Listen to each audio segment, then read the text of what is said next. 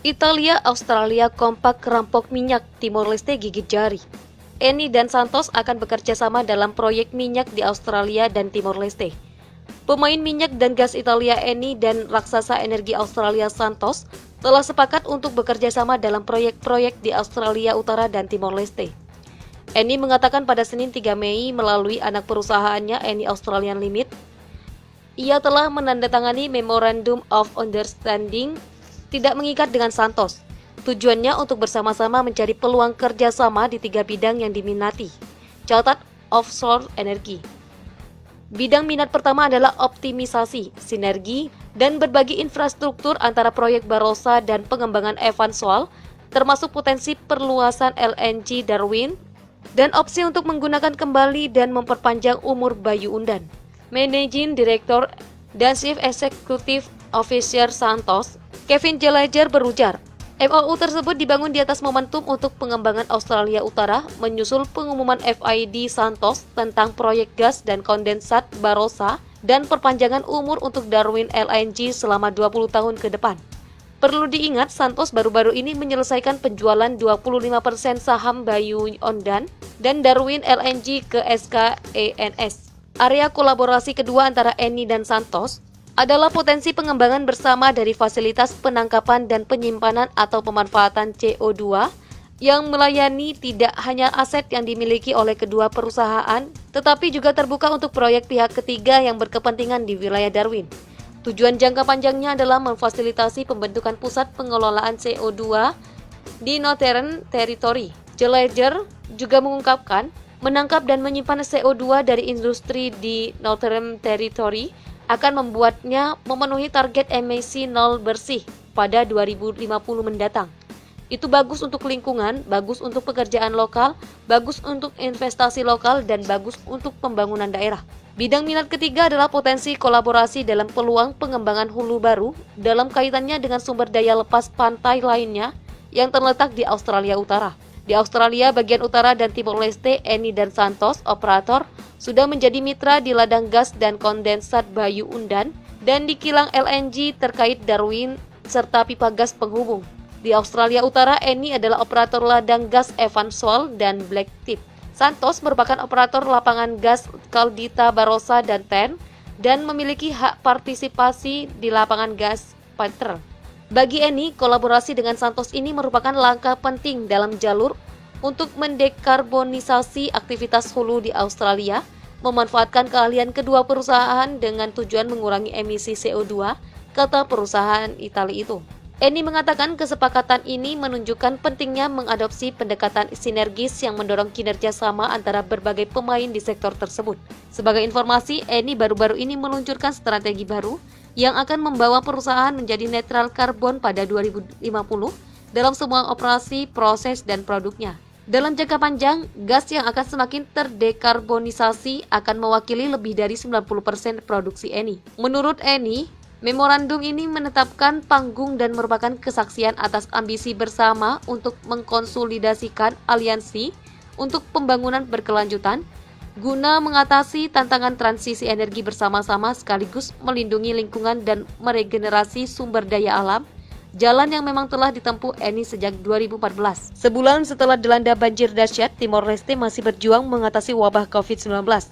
Banjir bulan lalu menyebabkan lebih dari 45 orang tewas, termasuk belasan anak-anak dan puluhan ribu orang kehilangan rumah.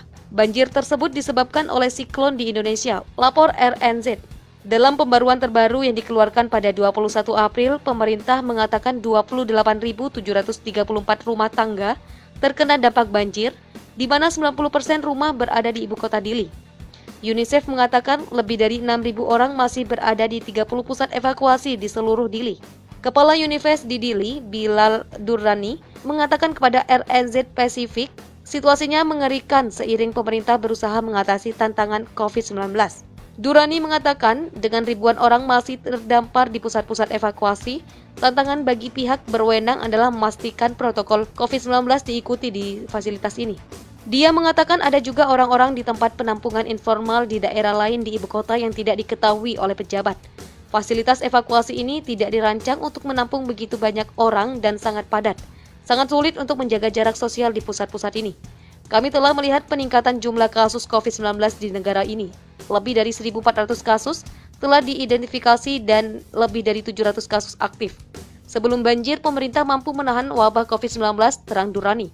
Namun, sejak banjir pada 29 Maret lalu, dia mengatakan telah terjadi lonjakan kasus dan 3 kematian dipastikan. Sayangnya banyak upaya kami yang terhambat karena banjir. Orang-orang harus pindah dalam jumlah besar ke tempat penampungan ini, jadi ini tantangan. Dan Kementerian Kesehatan serta mitra seperti UNICEF berusaha untuk menjaga situasi. Sementara itu, pemerintah sedang mencari bantuan internasional menyusul bencana banjir tersebut. Selandia Baru dan Australia mendukung Timor Leste. Selandia Baru dan Australia mengatakan mereka siap untuk mempertimbangkan setiap permintaan bantuan dari Timor Leste. Pejabat dari kedua pihak bertemu di Auckland minggu lalu untuk membahas upaya tanggapan COVID-19 mereka di Pasifik, termasuk Timor Leste. Menteri Australia untuk Pembangunan Internasional dan Pasifik, Z. Selesja, mengatakan pada konferensi pers pemerintahannya membantu pemulihan di Timor Leste. Kami telah menerima permintaan bantuan dari Timor Leste dan kami telah menyediakan hampir $7 juta dalam bentuk dana kemanusiaan langsung.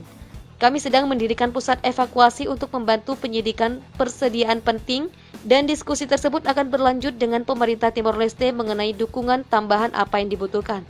Kami sadar selain menangani bencana alam banjir, mereka juga berupaya mengatasi wabah COVID-19. Ujarnya dikutip RNZ. Pada 21 April, ada 749 kasus aktif COVID-19 di Timor Leste dan 3 kematian dilaporkan.